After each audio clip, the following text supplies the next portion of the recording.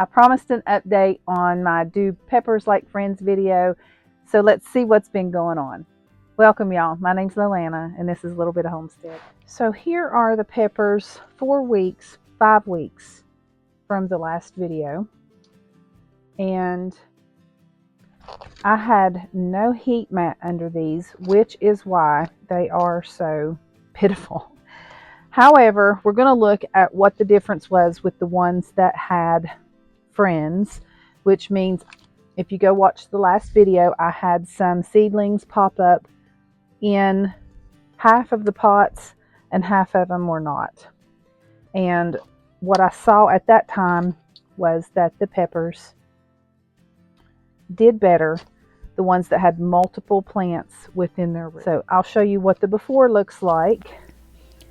Not very much growth at all for 5 weeks. So you may be wondering why I wouldn't just use the heat mat if I know that that would help.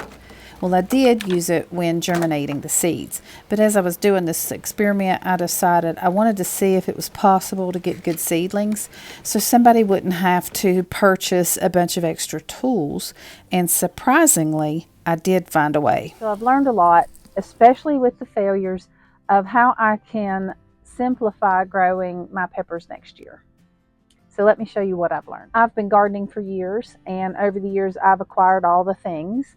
I've acquired the heat mats, the shelving, the lights, the pots, the trays, all the things. And it can get very expensive and it can seem overwhelming, and I don't want anyone to feel discouraged in the fact that they want to try to grow their own food. Seems like that now we know so much and we have so much information at our fingertips, and I think we've overcomplicated it, and I think it may seem overwhelming to especially people just beginning, and it doesn't have to be. First of all, I will germinate my peppers next year just like I did in my Germinating Seeds Faster video that I will link below. With a few minor changes, I will probably use different types of pots, but basically I'll do that the same. After the initial germination and the seedlings got started, I did move them off of the seed mat and I potted some of them up. That's where this whole journey started. I do think it would benefit you to invest in one seed mat between now and next February. You won't need it till then. I'll link one in the description that I use. And it would help to germinate the seeds. Then you move them from that, and that frees up the one mat to be used for other things. After I move my seedlings off of the heat mat and I've got a good little seedling started, I, from now on, will be up potting them into a seed roll. I have a whole video on that, and I will link that at the end as well and in the description. And I'll show you how I will up pot this little rascal here in just a second. They just did so much better in the seed roll than any of the others. And here's some of the reasons why I think that was. Someone mentioned in the comments what the reasoning was, and it made so much sense. And by these not being on a heat mat with the water in the soil, it just can't regulate the heat as well. And why did these do better? With the other roots in the pot, it was able to uptake water faster than just the one little plant trying to uptake water with its lone roots. All the roots combined uptook water faster, and also I think it was a little more insulating within the pot. And that's why this method, they had a lot of roots.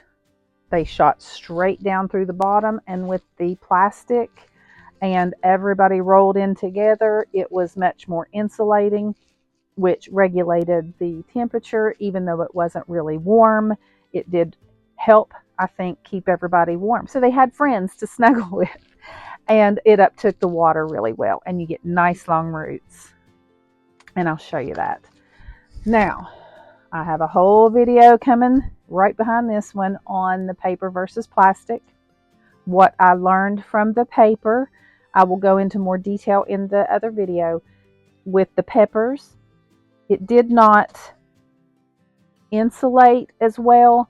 They dried out faster and they did not perform as well. So that's why I used the plastic here. Now let me show you how I would up pot this, and we'll get a little look at the roots because it's going to be a couple weeks before I'm ready to plant these outside. So let's take a look at that. So this is a nice little Advarsky pepper.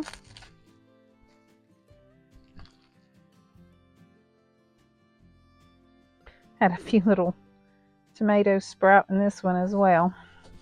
I had problems this year with that. See? So as you can see, these lovely roots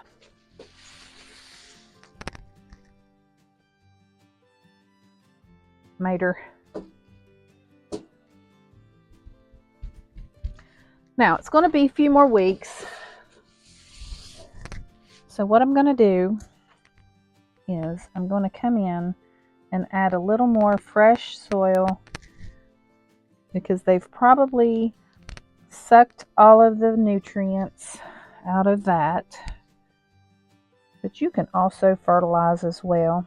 And I have been watering with a worm compost tea or worm castings tea.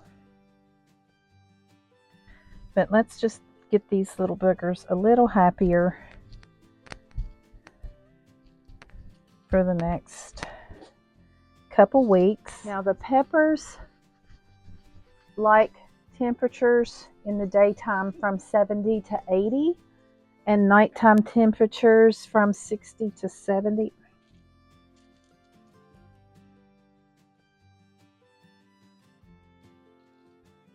And we are having some warm temperatures out there in the daytime now.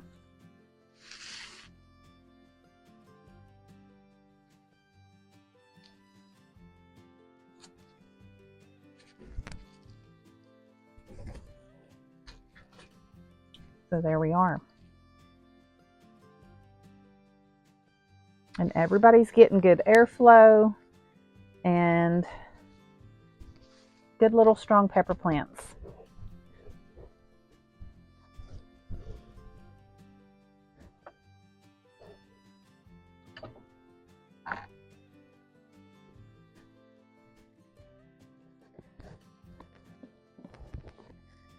And another benefit to the seed rolls is when I'm having to carry things out during the day and take them in at night because the temperatures are too cool. During the hardening off process, I'm not carrying 5-6 trays up and down the steps, in and out every day, twice a day. I can just bring out these 2 little containers, take them back in. Worth it to me. Now, speaking of simplifying, my next video is going to be how I've completely simplified my whole gardening method. I'm going to go change some clothes, plant some tomatoes, and I'll see y'all next time. Thank you for hanging out with me. My name's Loanna, and this is A Little Bit of Homestead.